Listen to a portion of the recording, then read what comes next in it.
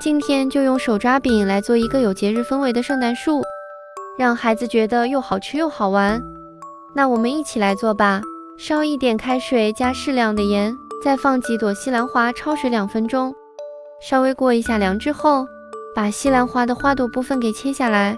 如果想让它有点咸味，可以里边撒一点点盐，也可以不用放，根据自己的口味来。准备2张手抓饼，直接从冰箱里拿出来，放2根筷子，给它摆出一个三角形，因为需要切成树的形状，把两边的边缘给切掉。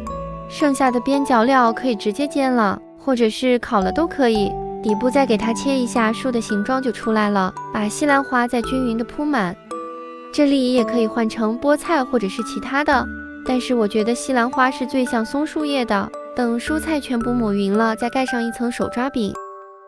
大家做的时候一定要速度快一些，因为手抓饼解冻之后会有一点点发黏。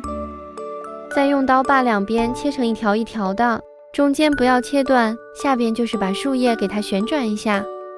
尽量戴上手套，手上抹一点油，要不它会特别黏，粘在手上不太好弄。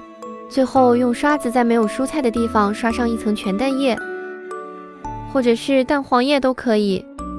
全蛋液颜色会稍微浅一点，蛋黄液颜色会更深一些。